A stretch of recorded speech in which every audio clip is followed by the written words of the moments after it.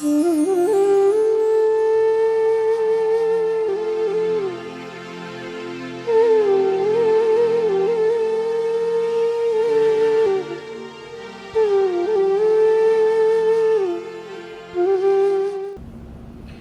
भगवान जब दूर चले जाते हैं तो भक्त भी अपने विरह के आंसुओं से दूर गए हुए भगवान को अपने पास बुला लेते हैं।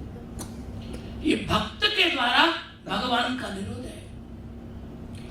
जैसे भगवान नहीं चाहते कि भक्त कहीं जाए, ऐसे भक्त भी नहीं चाहता कि भगवान कहीं जाए। ये निरोध है।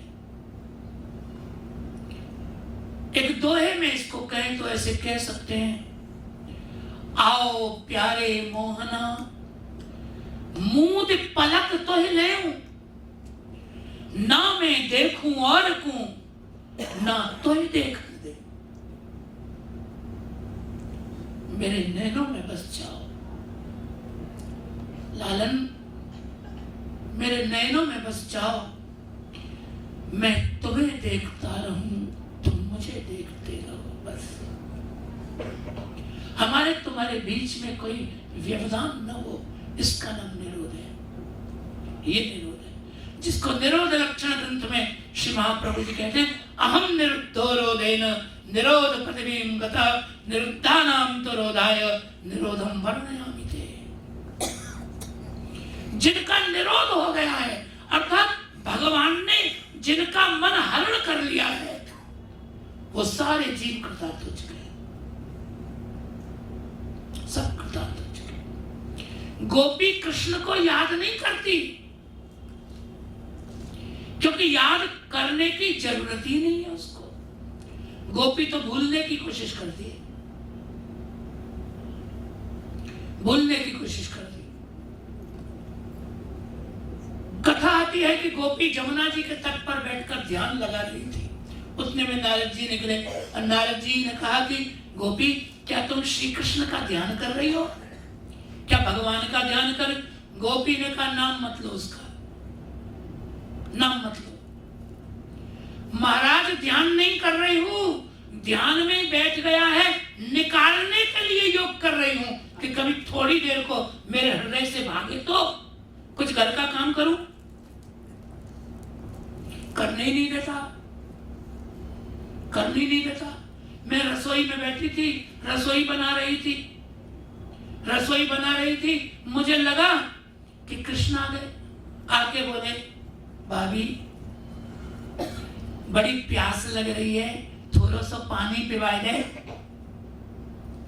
अब मैंने जल का पात्र लिया तो मुझसे कहा, अरे हाथ से ही पिवाए दे, अपने हाथ से पिवाए दे।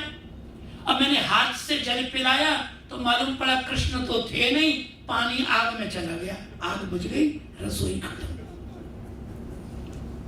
घर में झगड़ा हो गया। तो ये लक्षण है। इसलिए महाराज में कृष्ण को याद करने नहीं चाहती, उसको याद करने से घर का कोई काम नहीं हो रहा है। कोई, मैं गाय का दूध दुहाने चली गई तो मैं दूध दुहा रही थी, इतने में लाला आ गया, मुझसे बोला, भाभी मेरे मुख में दुह दे। अब मुंह फाड़ दिया, बोले मेरे मुंह में दुह दे दूध। और मैंने मुंह में दूध दुहा, दूध की धार मुख में मारी तो कृष्ण तो था ही नहीं, दूध जमीन पे गिर रहा था।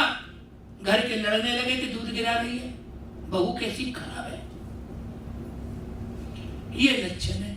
मैं तो परेशान हो गई हूं, दुखी हो गई हूं उससे, मैं नहीं चाहती मुझे याद आवे, मैं याद नहीं करना चाहती,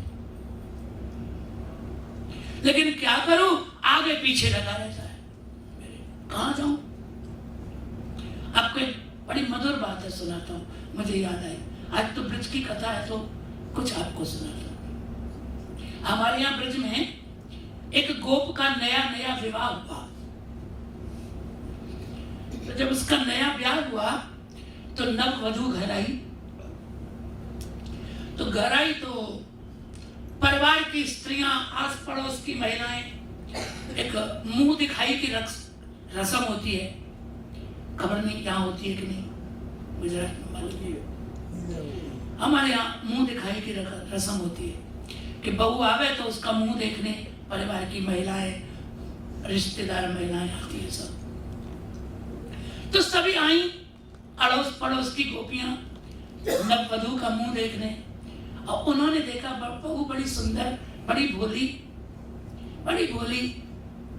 तो उन्होंने हंसी में उससे कहा, व्यंग किया, उसको कहा कि सखी तू आ तो गई है यहाँ, लेकिन तुझे यहाँ का वातावरण पता नहीं है, यहाँ का माहौल क्या तुझे मालूम नहीं। तो यदि तू चाहे कि तेरी घर गृहस्थी बस जाए, तेरा घर बसे, तो नंद नंदन को मुख मत दिखाइयो, श्री कृष्ण को मुंह मत दिखाना।